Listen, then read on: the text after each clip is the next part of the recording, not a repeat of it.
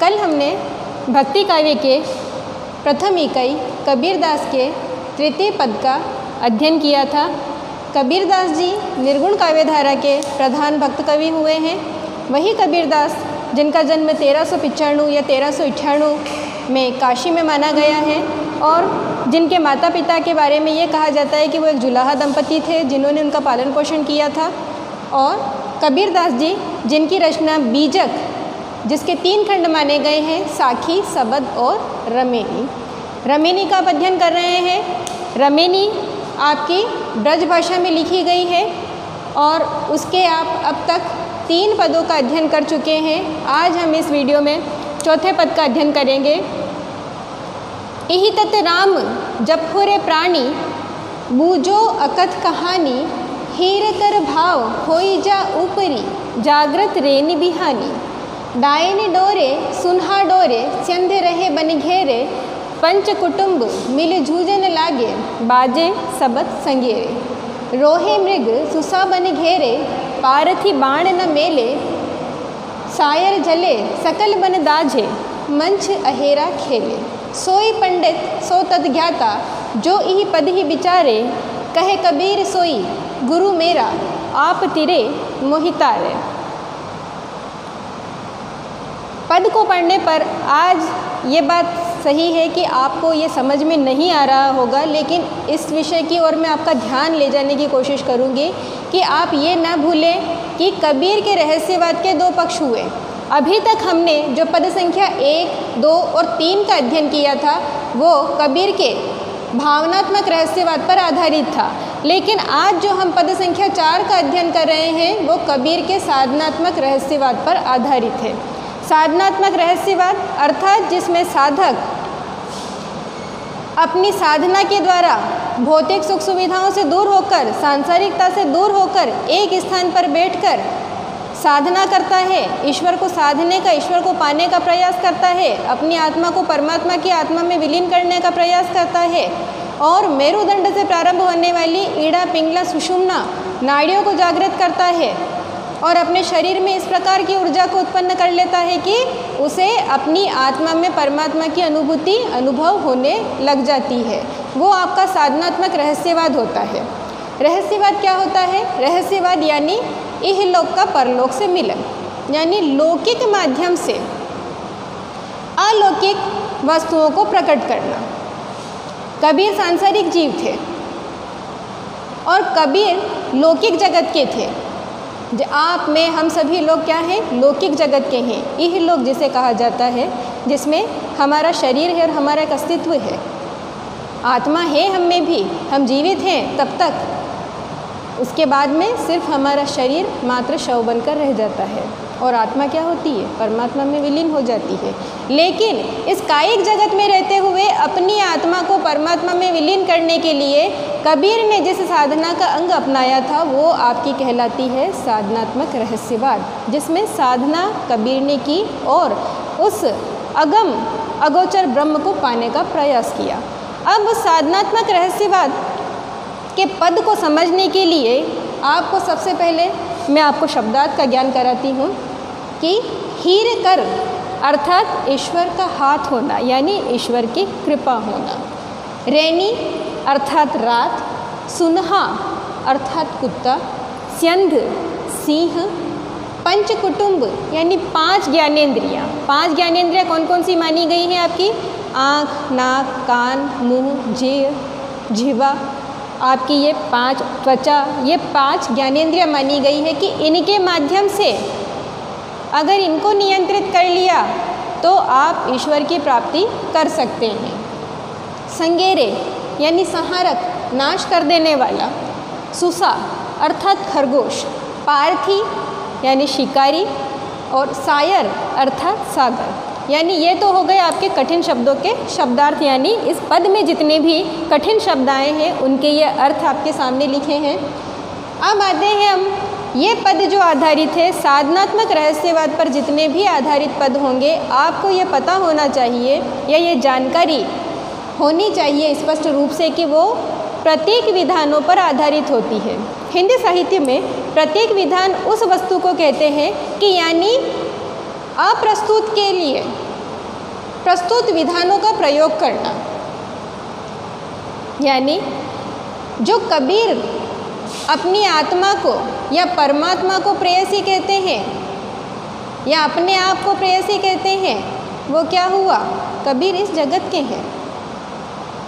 अब इस पद में जहाँ पर आपको कहा गया है कि डायनी डोरे सुना संद गेरे माया रूपा डाकिनी, यानी माया का रूप क्या बताया है?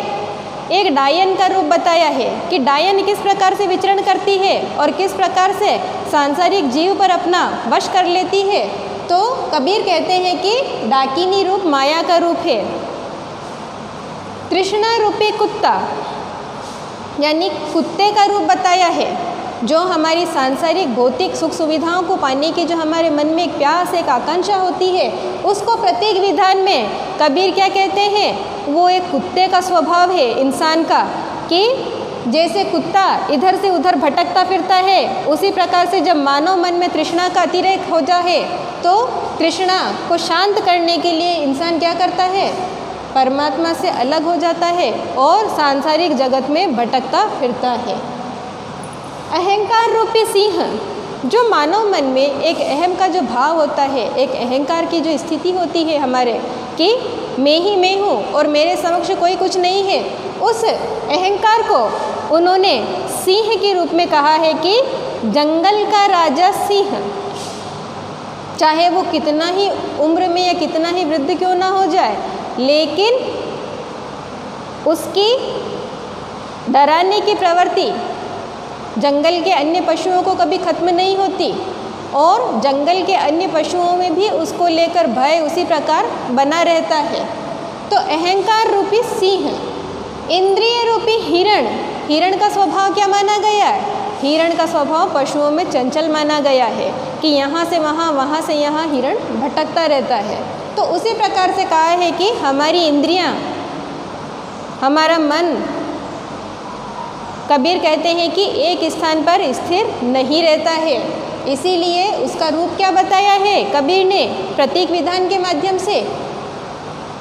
हिरण का रूप बताया है।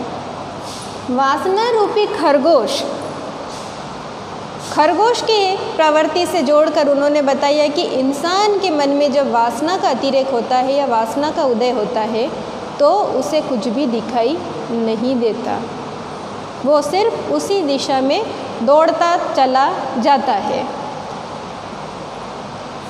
जीवात्मा रूपी शिकारी, हमारे अंदर जो आत्मा है, जो एक मनुष्य के अंदर जो आत्मा होती है, उसको कबीर ने कहा है कि जीवात्मा यानी उस परमात्मा का अंश है। जीवात्मा क्या है? उस परमात्मा का अंश है और वो क्या है? शिकारी है। वो चाहे तो इन सभी वस्तुओं का शिकार कर सकती है, लेकिन शिकार नहीं कर रही है। और जीवात्मा क्या हो रही है?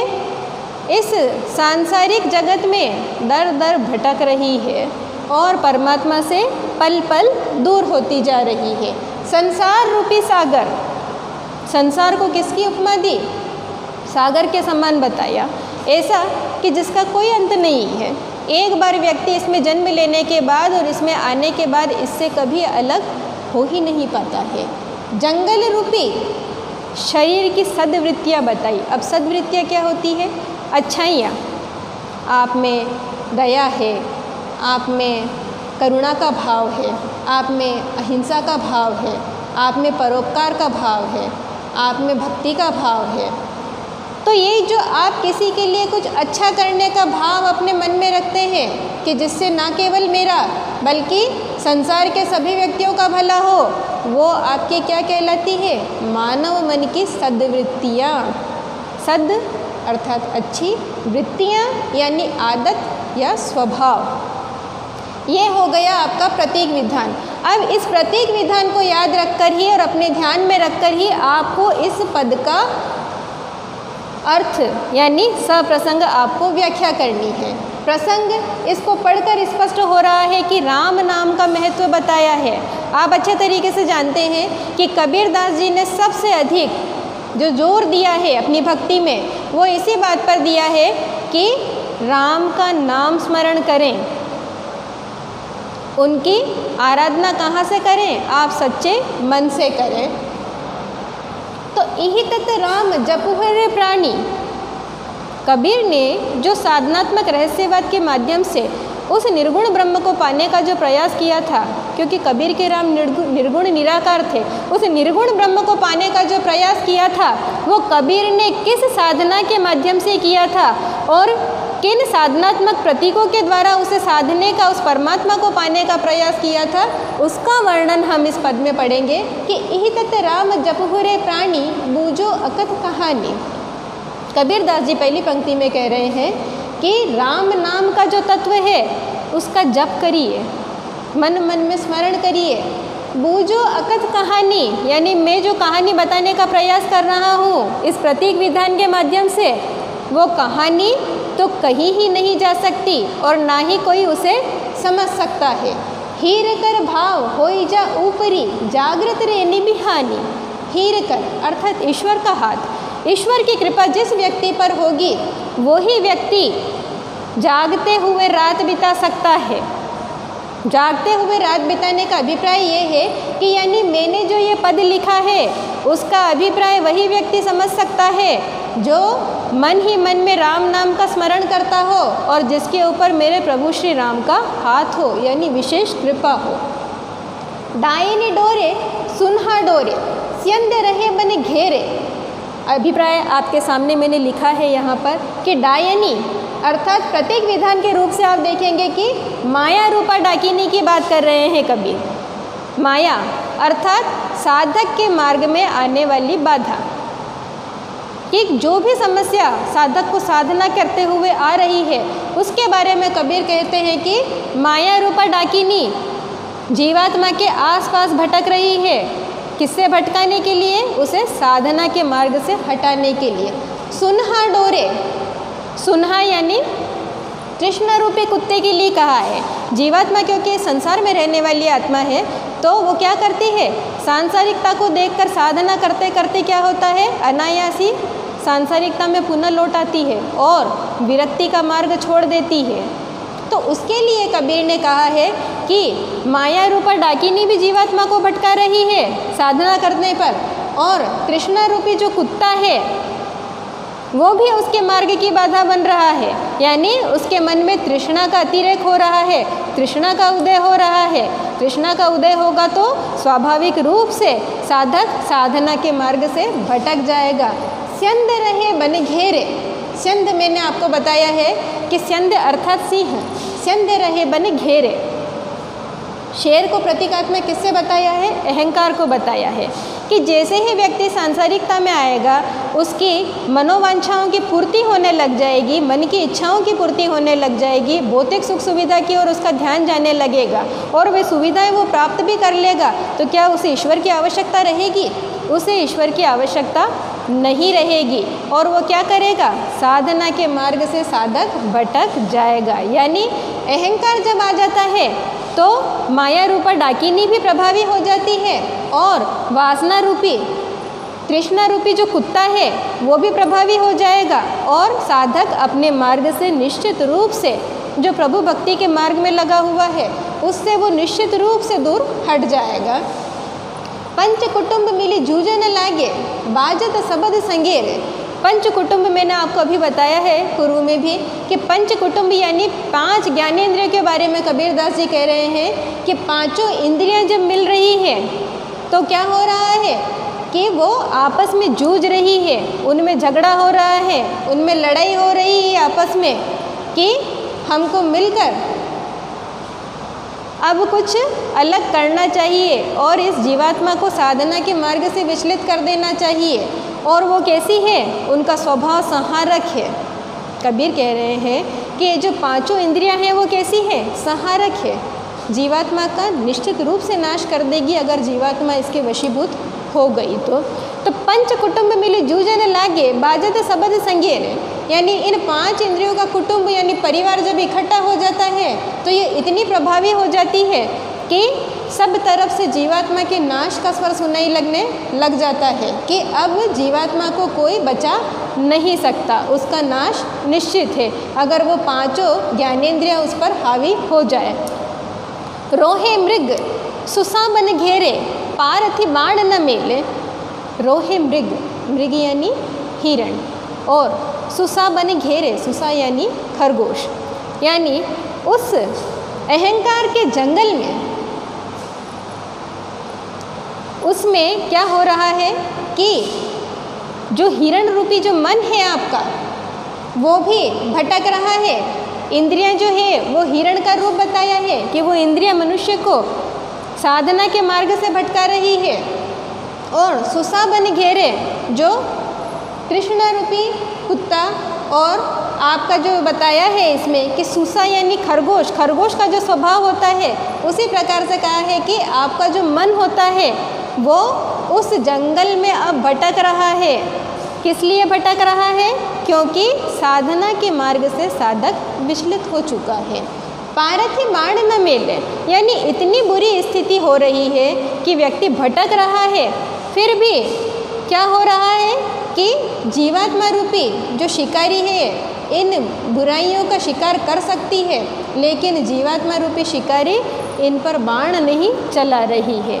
सायर जले सकल बन दाजे, मंच अहेरा खेले, यानी पूरा का पूरा सागर, संसार रूपी सागर जल रहा है। यानी संसार में कितनी ही जीवात्माएं हैं, कितने ही मनुष्य हैं, और वे सब क्या हो रहे हैं? सबके मन की सद्वृत्तियाँ खत्म हो रही है, सब भोग वासना में लिप्त हो चुके हैं, और सबके सब जीवित होते हुए भी क्षण क्षण मृत्यु को प्राप्त हो रहे हैं। सकल बन दाजे, यानी संसार रूपी पूरा सागर और पूरा ये जंगल जल रहा है। मंच अहेरा खेले, लेकिन उस जीवात्मा रूपी शिकारी को उससे कुछ भी लेना देना नहीं है। यानी मनुष्य खुद अपनी सद्वृत्तियों को उजागर करके उन बुराइयों से दूर हटना नहीं चाहता, और किस किस के अधीन हो रहा है? माया के अधीन हो रहा है, तृष्णा के अधीन हो रहा है, अहंकार के अधीन हो रहा है, इंद्रियों के अधीन हो रहा है, वासना के अधीन हो रहा है। अगर इन सब चीज़ों पर मनुष्य नियंत्रण कर ले, या जीवात्मा अगर अपने मन रूपी बाण से इस पर अगर बाण चला दे, तो इनसे मुक्ति संभव है। लेकिन क्या कर रही है जीवात्मा? भोग वासना में लिप्त है, सांसारिकता में लिप्त हो गई, उसे कुछ भी उससे अब लेना देना नहीं है। सोई पंडित सो तत ज्ञाता, जो यही पद ही विचारे। कबीर दास जी कह रहे हैं कि मेरे इस पद को, साधनात्मक रहस्यवाद के इस पद को जो व्यक्ति पढ़ ले और पढ़कर उसका अर्थ समझ जाए, उसी को मैं पंडित मानता हूँ। वेद शास्त्र और पुराणों का अध्ययन करने वाले और दिखावा करने वालों को मैं पंडित नहीं मानता। जो मेरे इन पंक्तियों का अर्थ बता दे, जो मेरे इस पद का अर्थ बता दे, मैं उसी को पंडित मानता हूँ, यानी महाज्ञानी व्यक्ति मानता हूँ। जो यही पद ही विचारे, जो मेरे इस पद का अर्थ बता दे। कहे कबीर सोई गुरु मेरा, आप तिरे मोहि तारे, यानी जिसने मेरे इस पद का अर्थ बता दिया, उसे ना केवल मैं पंडित यानी कि महान ज्ञाता मानूंगा, बल्कि उसे मैं उसी क्षण अपना गुरु मान लूँगा। आप जानते हैं कि निर्गुण भक्ति में गुरु की महत्ता स्वीकार की गई है कि गुरु ही वह व्यक्ति है कि जिसके माध्यम से आप क्या करते हैं? ईश्वर की प्राप्ति करते हैं, और गुरु ही हमें सद्वृत्तियों के मार्ग से ले जाता हुआ उस अलौकिक तत्व में हमारी आत्मा को विलीन करवाता है। तो कबीर कह रहे हैं कि ना केवल मैं उसे पंडित मानूंगा, बल्कि उस व्यक्ति को मैं उसी क्षण गुरु मान लूँगा जो मेरे इस साधनात्मक रहस्यवाद के पद का अर्थ बता दे, और उससे निवेदन करूँगा कि आप तिरे मोहि तारे, यानी आपने इस सांसारिक भवसागर को पार कर लिया है, आप तो तर गए हैं, लेकिन मैं कबीर दास आज भी इस सांसारिकता में भटक रहा हूँ, और आपसे बड़ा गुरु, आपसे महान गुरु मुझे नहीं मिल सकता। और आप ही अब इस साधनात्मक भक्ति के मार्ग से मुझे क्या करेंगे? इस सांसारिक भवसागर से पार कराएंगे और मुझे मेरे निर्गुण ब्रह्म श्री राम से मिला देंगे। यानी इस पद में,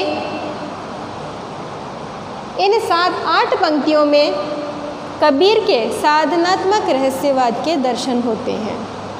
साधनात्मक रहस्यवाद संक्षिप्त शब्दों में आप याद रख लें कि कबीर की साधना के 2 पक्ष हैं, साधनात्मक और भावनात्मक रहस्यवाद। साधनात्मक रहस्यवाद में कबीर इन प्रतीकों के माध्यम से यानी प्रतीक विधान के माध्यम से बात करता है, प्रतीक विधानों के माध्यम से चर्चा करता है कि अलौकिक वस्तुओं के लिए लौकिक माध्यमों को अपनाया जाता है। और ये यहाँ पर है कि इन प्रतीक विधानों को मैंने यहाँ पर लिखा है, इसी के आधार पर इसकी आप सप्रसंग व्याख्या करें।